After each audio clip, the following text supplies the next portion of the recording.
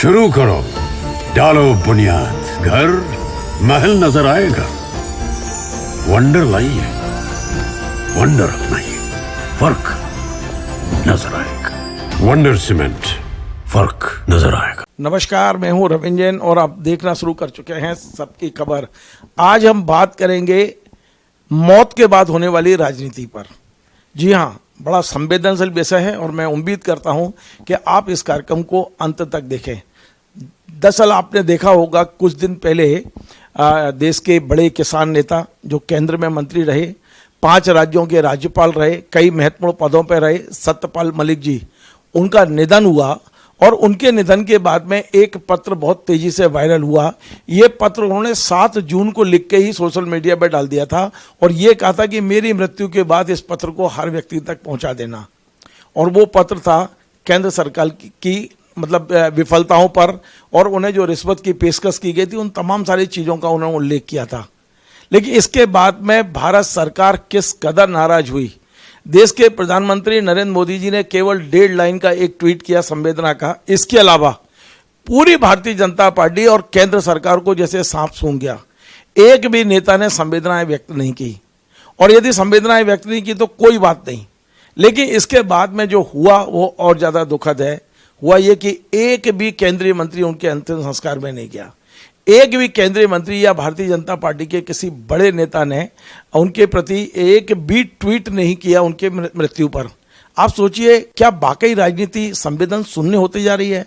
क्या हम राजनीति में इस कदर नीचे उतर चुके हैं कि अब मौत के बाद भी हम राजनीति करेंगे?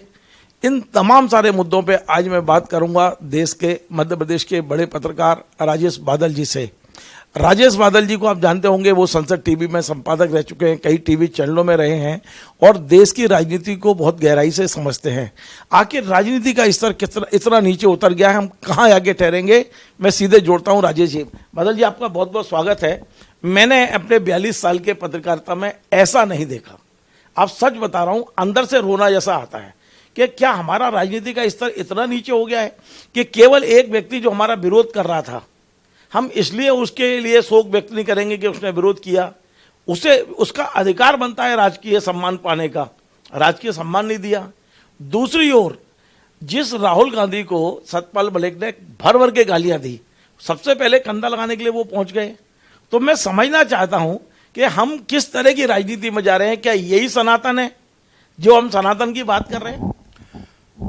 देखिए रविंद्र जी, आपने 42 साल की पत्रकारिता के अनुभवों को याद किया और अक्टूबर में मुझे 50 साल हो जाएंगे। मैंने भी लगभग आधी सदी की पत्रकारिता में घनघोर से घनघोर राजनीतिक विरोधियों के प्रति ऐसा व्यवहार लोकतांत्रिक संवैधानिक प्रक्रिया में तो नहीं देखा। पाकिस्तान के एक शायर हैं, नाम मैं भूल रहा हूं, उन्होंने लिखा था कि जाती हुई मैयत देख के तुम अल्लाह उठकर आ ना सके, अरे 2-4 कदम तो दुश्मन भी तकलीफ गवारा करते हैं। ये ठीक है कि सत्यपाल मलिक का जो कद है, उनके अंतिम संस्कार राजकीय सम्मान से हो या ना हो, इससे उनका कद छोटा नहीं होता। सत्यपाल मलिक को मैं एक ऐसे वरिष्ठ मित्र की हैसियत से याद करूंगा। मेरा उनसे संपर्क था, कई बार बातचीत हुई कि जो राज्यपाल जैसे सर्वोच्च संवैधानिक पद पर रहते हुए किसानों को लेकर अपने सरोकारों को नहीं भूला। और जब मुझे याद है कि वो किसानों की पंचायत में आए थे तब राज्यपाल थे। तो ऐसी सूरत में एक राज्यपाल जो कि राष्ट्रपति का प्रतिनिधि होता है, उन्होंने अपने सरोकारों को प्राथमिकता दी। तो उनके जो अंतिम संस्कार में वो प्रोटोकॉल का पालन नहीं किया गया, इससे सत्यपाल मलिक जी का कुछ नहीं बिगड़ा है उस व्यवस्था का जो निर्वाचन के जरिए लोकतांत्रिक पद्धति से काम करने का दावा करती है। यानी उसका लोकतांत्रिक पद्धति में भरोसा नहीं है। मेरे कहने का मतलब ये है, अगर सरकार जाती तो शायद उसका कुछ मान बढ़ जाता, सरकार के प्रतिनिधि शामिल होते तो शायद मान बढ़ जाता, लेकिन न जाके उसने एक ऐसी क्रूर और संवेदनहीन परंपरा सियासत में विकसित की है जो मुझे लगता है कि इसको इतिहास कभी माफ नहीं करेगा। रविंद्र जी, मैं बताऊं, प्रोटोकॉल का एक अपना जो प्रोटोकॉल होता है उसका एक ऐसा नहीं है कि एक कॉन्स्टिट्यूशनल व्यवस्था है, और राष्ट्रपति, उपराष्ट्रपति, प्रधानमंत्री, राज्यपाल, मुख्यमंत्री, सेना के कुछ आला अधिकारी, शहीद, इस देश के जब हम ऐसे व्यक्ति तक को राजकीय सम्मान के साथ विदाई देते हैं जो इस देश को कुछ दे के गया है, तो सतपाल मलिक जी को हम भुला नहीं सकते। आपने जैसे अभी अपने शुरुआती उद्बोधन में कहा कि कुछ दिन पहले शायद उनको आभास हो गया था अपने जाने का, और एक जब व्यक्ति जाने लगता है तो जाते हुए फिर वो हमें मानना चाहिए कि वो झूठ नहीं बोलता। जैसे कि एक कानूनी भाषा में डाइंग डिक्लेरेशन होता है, तो उन्होंने 300 करोड़ की रिश्वत की पेशकश की जो बात कही थी वो हमारी इस व्यवस्था पर एक शर्मनाक तमाचा है। ये राज्यपाल जैसे शिखर पद पर पेशकश की गई तो आप ये अंदाजा लगा सकते हैं कि कॉमन मैन क्या किन स्थितियों का सामना कर रहा होगा। मैं आपको कह सकता हूं कि संसार में मैंने तो जितना मुझे याद आता है और जितना पढ़ा है, हर देश में निधन के बाद राजकीय सम्मान का एक प्रोटोकॉल की परंपरा है, और आज तक संसार के किसी भी देश में मुझे एक भी उदाहरण ऐसा नहीं मिला जबकि प्रोटोकॉल की परंपरा का उल्लंघन हुआ हो। यहाँ हुआ है, यहाँ हुआ है, एक आध चीजें जगह छोड़ के, लेकिन वहां का तो लोकतंत्र है ही नहीं। पाकिस्तान में जिस तरह से भुट्टो को फांसी दी गई थी तो वो प्रधानमंत्री रह चुके थे, तो वो नहीं होना चाहिए था, लेकिन वहां तो संविधान ही नहीं चलता ना। वहां का तो हर संविधान हर 8-10 साल में नया बदल जाता है, फौज आ जाती है, तो उसको तो हम गिने नहीं। लेकिन बादल जी, मैं यहाँ केवल राजकीय सम्मान की बात नहीं कर रहा हूँ, मैं बात कर रहा हूँ सत्तारूढ़ पार्टी जो नैतिकता और सिद्धांत की बात हम सब करते हैं, संघ भी करता है, बीजेपी भी करती है, वहां के नेताओं को जैसे सांप सूंघ गया हो। एक भी नेता के ट्विटर हैंडल पर संवेदना के 2 शब्द नहीं थे। कितने निष्ठुर हो जाते हैं हम।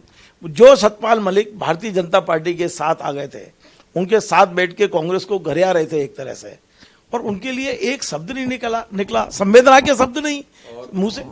और देखिए, एक तरफ तो ये संवेदनहीन और एक क्रूर रवैया हमें दिखता है, और दूसरी तरफ सतपाल मलिक जिनकी, जैसे कि आपने कहा था कि आलोचना करते रहे, वो लोकसभा में प्रतिपक्ष के नेता जो प्रधानमंत्री के बाद दूसरे नंबर पर सर्वोच्च स्थान जिसका होता है, राहुल गांधी, जिसको इस पार्टी ने लगातार बच्चा या पप्पू या इस तरह से संबोधन, उसने वो इंसानियत और मानवीय गुणों को दिखाया कि वो कंधा देने सतपाल मलिक के, अब जबकि सतपाल मलिक ने उनको पानी पी पी के कोसा था। वही तो मैं कह रहा हूं कि इसके, मैंने जो अभी बात कही कि उसकी कि 2-4 कदम तो दुश्मन भी तकलीफ गवारा करते हैं। तो जब कोई आदमी इस लोक से चला जाता है तब तो हम लोगों के यहाँ हिंदू पर संस्कृति में, भारतीय संस्कृति में, सनातन धर्म में ये परंपरा है कि उसको हम आलोचना नहीं करते। आप ये बताइए कि एक समाज में हम लोगों के दादा या परदादा या नाना या पड़नाना, हो सकता है आपसे नाराजगी रही हो, लेकिन जब वो चले जाते हैं तो क्या हम रोज उनको आए दिन घर पे गालियां देते हैं? नहीं देते। तो पूर्वज हमारे ऐसे होते हैं कि हम उन पूर्वजों का सम्मान करना बचपन से सीखते हैं। जाने के बाद हमारे यहाँ भारतीय संस्कृति में कहा गया है कि वो फिर आत्मा एक देवता हो जाती है, और उस आत्मा, उस देह रह जाती है, लेकिन देह प्रतीक होती है उस आत्मा का। तो अगर उस आत्मा के प्रति हम सम्मान नहीं दिखा सकते तो आप समझिए कि कितना बड़ा मतलब हम असभ्य व्यवहार कर रहे हैं। और दूसरी तरफ आपने कहा जरूर, जो हम बात कर रहे थे, कि मैं मध्य प्रदेश विधानसभा की तारीफ करूंगा और सलाम करूंगा मध्य प्रदेश सरकार को कि उन्होंने सतपाल मलिक जी को विधानसभा में उनके कद के अनुरूप याद किया, श्रद्धांजलि अर्पित की और उनकी जो उनकी योग्यताएं हैं उनको याद किया। तो मुझे नहीं लगता कि किसी और विधानसभा में ऐसा कुछ किया गया हो, जबकि करना चाहिए था, क्योंकि राज्यपाल जो होता है वो अपने प्रदेश के संचालन का मुखिया होता है। कई राज्यों में वो राज्यपाल, तो यहाँ राज्यपाल भी नहीं थे, तब भी मध्य प्रदेश सरकार ने उन्हें पूरा सम्मान दिया। इसलिए तो सलाम करना चाहता हूं मध्य प्रदेश की सरकार को, इस हुकूमत को, कि कम से कम उन्होंने सतपाल मलिक को याद करा, उन्होंने याद किया। लेकिन जिन्होंने नहीं किया उनके प्रति मैं जो है मतलब सिवाय इसके कि हे ईश्वर, वो नहीं जानते कि वो क्या कर रहे हैं। इसके अलावा मैं और क्या कह सकता हूँ। मैं दो घटनाओं का उल्लेख करके आपसे तुलना करने के लिए बोलूंगा। आपको मालूम है अटल बिहारी वाजपेयी ने राजीव गांधी पर जितने हो सकते थे सारे हमले बोले थे, उन्हें कटघरे पे खड़ा करने का कोई मौका नहीं छोड़ा। लेकिन जब अटल जी बीमार पड़े और राजीव गांधी को पता चला तो आपको याद होगा उन्हें एक विदेशी प्रतिनिधिमंडल में शामिल करके अमेरिका इलाज के लिए भेजा था और खुद राजीव गांधी ने उनसे कहा था कि मेरे इस आग्रह को स्वीकार करें। एक वो राजनीति थी इस देश की, और दूसरी ये राजनीति इस देश की है कि देश का कोई भी जो नरेंद्र मोदी के फॉलोअर हैं, एक भी केंद्रीय मंत्री, भारतीय जनता पार्टी का कोई बड़ा नेता दो संवेदना के शब्द नहीं बोल रहा है। हम कहां से चले थे और कहां आ गए। आप ठीक कह रहे हैं, और सियासत का वो रूप हमने देखा है। अटल बिहारी वाजपेयी जी की जिस घटना का आपने जिक्र किया है, मैंने भी अटल बिहारी जी के वाजपेयी जी के मुख से ये बात सुनी है। और देखिए क्या बड़प्पन था उस सियासत की, वो जो स्वस्थ प्रतिद्वंदिता होती है उसमें बड़प्पन ये था कि अटल बिहारी वाजपेयी जी को नहीं मालूम था कि राजीव गांधी ने उनके इलाज का प्रबंध किया है।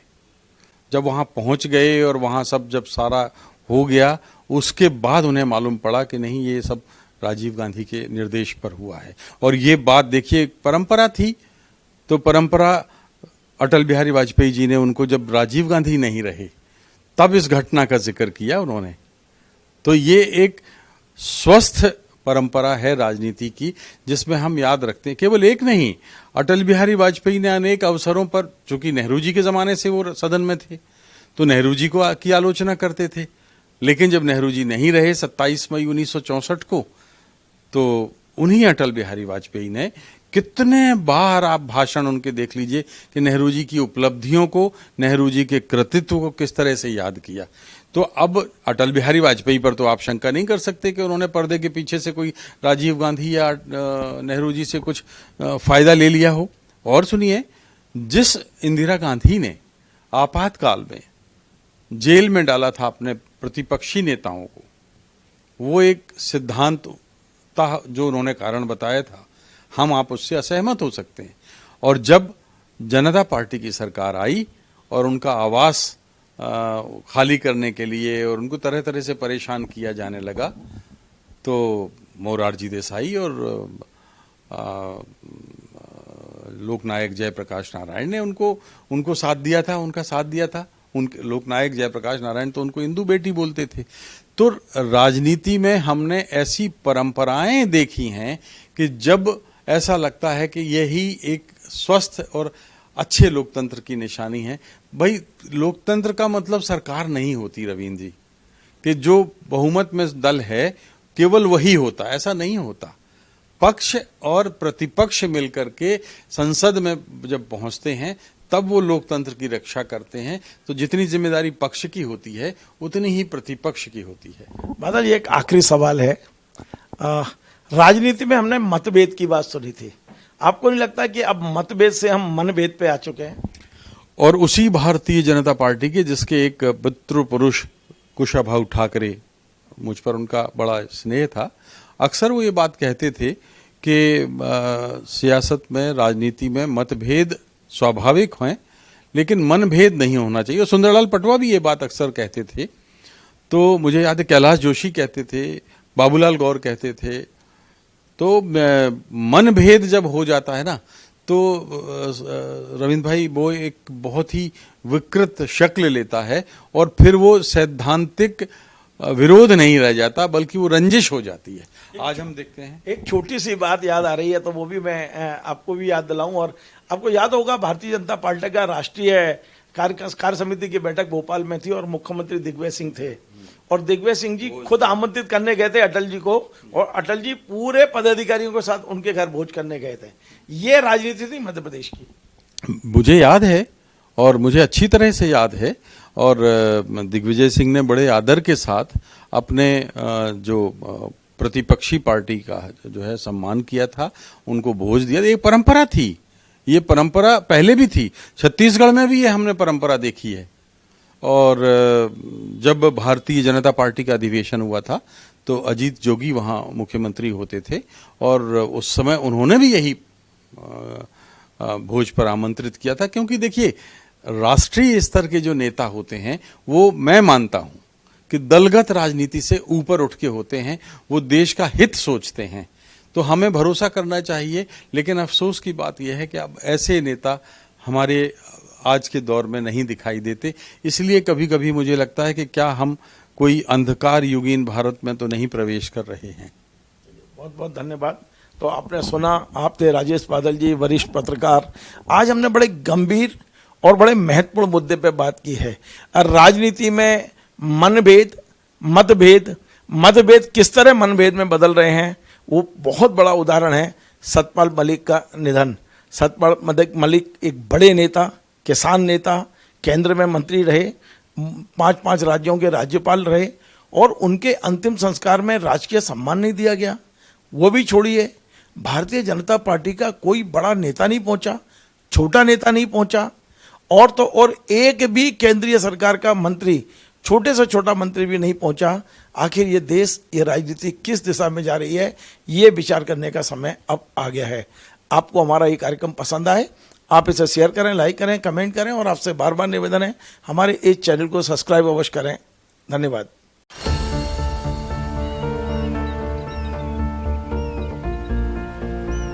जो बनकर मेरा हमसफर आएगा, सिर्फ उसी को फर्क नजर आएगा। शुरू करो, डालो बुनियाद, घर महल नजर आएगा। वंडर लाइए, वंडर अपनाइए, फर्क नजर आएगा। वंडर सीमेंट, फर्क नजर आएगा।